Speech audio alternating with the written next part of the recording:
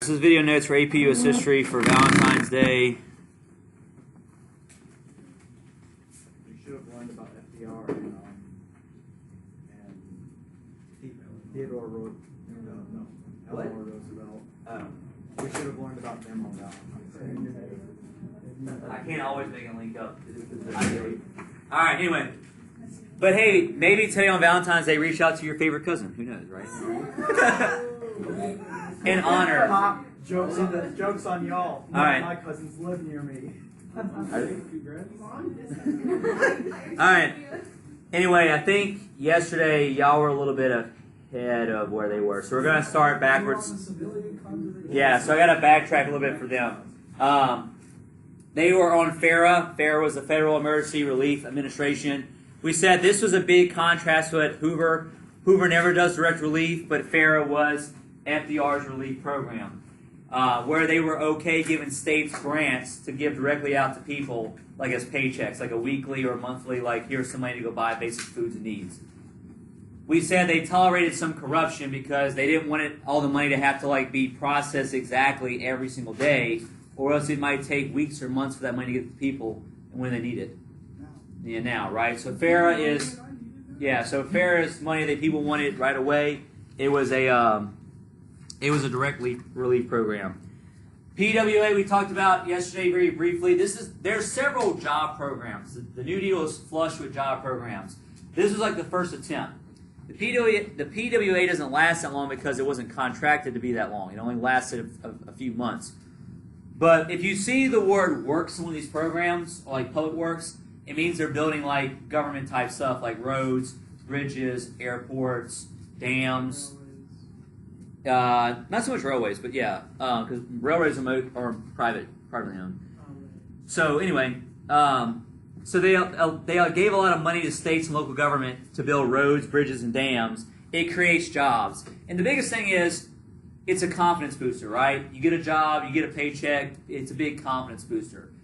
Since it was so successful and it ends after only several months, they decided to bring back other job programs later on and make more, but there's several ones as you'll see. I'm not going to test you on this one directly, but if you ever see that word works in the middle, it means it's a what program?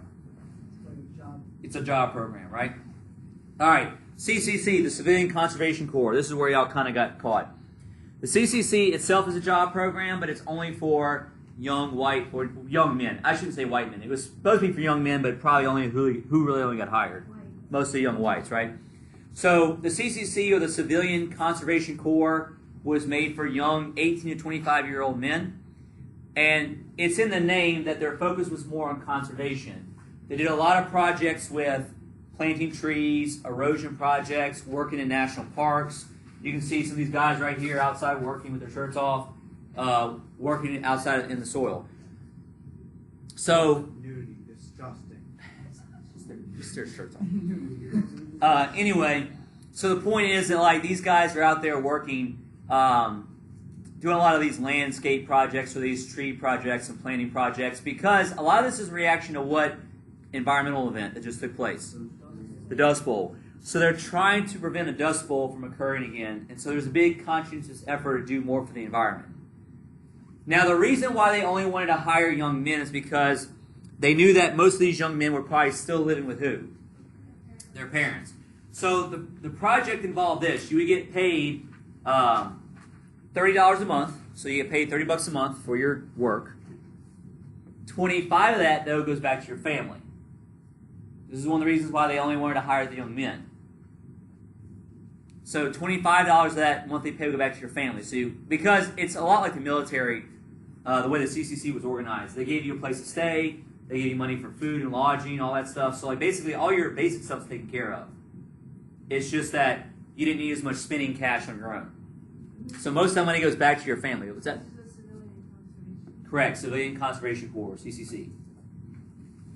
So all this is part of this program. But it was geared at trying to get money to their families because they're young. And it was made very boot camp-like, where you had a place to stay and they gave you food and all that, so you didn't have to buy all that on your own. But you will be tested on this. So key word here is conservation, right? A lot of tree planting, those kind of things. But they only hired young men in general. All right, so y'all got that yesterday. Is everybody good now? Move on. Okay. TVA. This is new for everybody. Tennessee Valley Authority. So this is a combination of several things. The Tennessee Valley Authority will be another federal corporation. It's going to be another federal corporation. TVA still exists today, still around today. The rural area of Tennessee and all the river valley areas that it touched, like because there's a Tennessee River and all the valleys around, around it, were very rural, which means, and they also lacked electricity. So this project's supposed to do several things. It's a series of dams that are going to be constructed. They're going to create 15 new dams and repair, I think, 5 or 6 old ones. So they repair 5 or 6 old dams and they build 15 new ones. That's the overall purpose of the Tennessee Valley Authority. They're trying to gain greater control over what? The waterways and the riverways, right?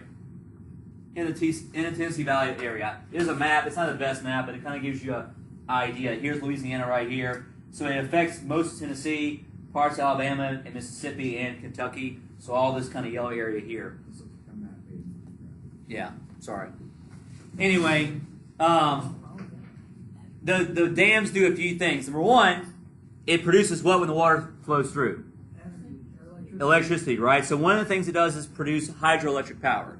So one of its jobs is to produce hydroelectric power.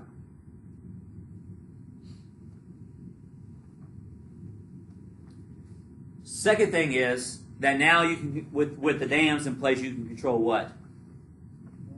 Water and flooding, right? So it's a way to control water, flooding, and irrigation.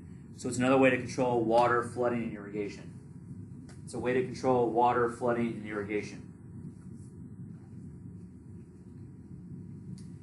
The third thing is, if you're going to build all these dams and repair them, it's a what kind of project too? It's a job project, right? It's going to hire on thousands and thousands of people to build these dams. So it's a massive job program as well too. To this day, the TVA still regulates these waterways and still produces cheap electricity for those areas. So this is one of the controversial things at the time was like, can the government make a corporation and openly compete with private business? And so it will be challenged in the courts down the road, and they're going to rule it to be okay. But here you have the government providing a cheap version of electricity against other competitors, right? But the government allows it to stay down the road. It also produces fertilizer too. It also helps produce fertilizer as well. So that's TVA. All right. Next is the National Recovery Administration, or the NRA, not the gun one, right? That's different. The National Recovery Administration, or the NRA.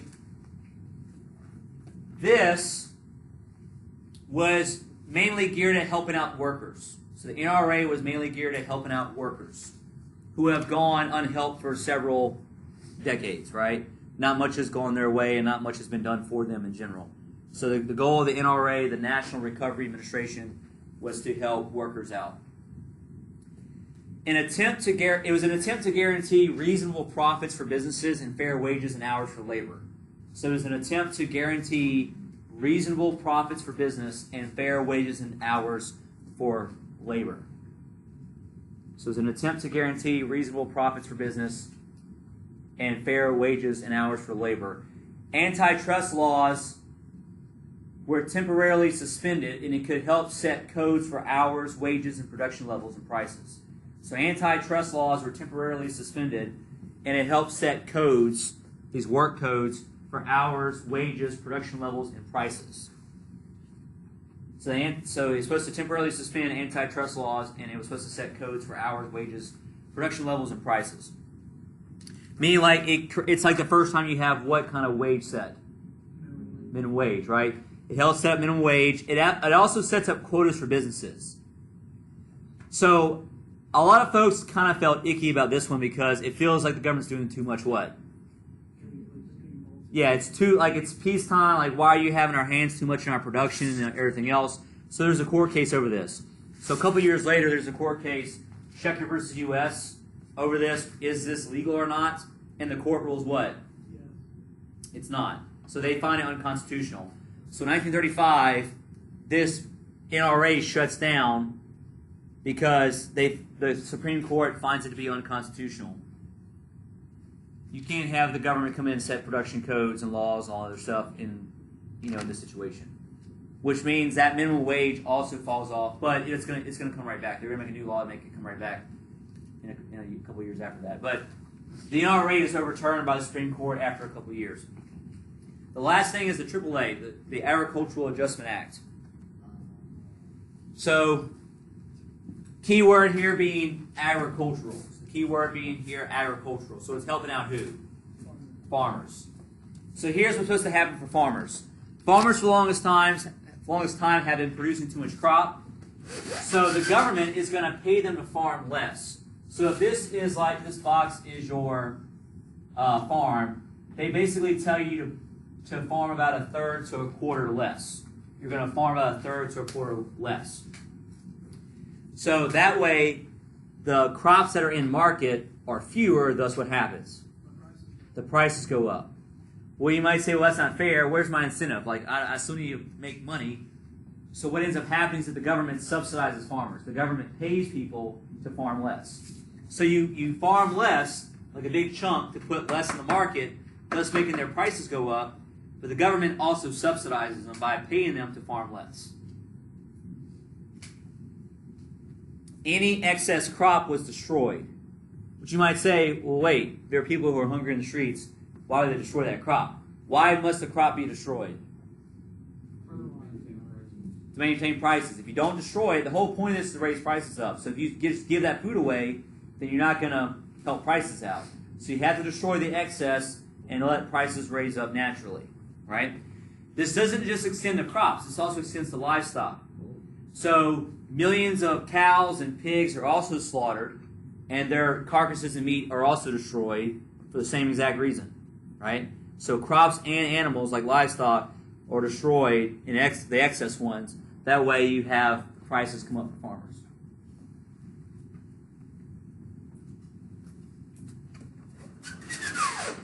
Here you see a picture. It says, seen in county agent's office in Texas, farmer is receiving his AAA check at the time. So it's 1930s. You got a guy getting his AAA check from the government for farming less. But just like the NRA, after 2 years, what happens to this? Supreme Court declares it unconstitutional. So after 2 years, it's also declared unconstitutional. So after 2 years, it's also declared unconstitutional as well. Okay. Any questions on this slide? Very good? Good. All right. So these are other programs of the first New Deal, meaning they don't come in what stage? Well, they're still the first 100 days, right? So these are the programs still in the first 2 years of the first New Deal, but they are not in the first 100 days. Okay? So other programs of the first New Deal. First, we have the Civil Works Administration, the CWA. So it's another what program? Jobs. So it's made to replace the PWA. So it's made to add on and replace the PWA. It creates more jobs. Same kind of stuff. Laborers for like building roads, bridges, airports, buildings, dams. So it creates another wave of temporary construction projects sponsored by the federal government. So it creates another wave of temporary construction programs or projects made by the federal government. All right, we're going to stop the first video there.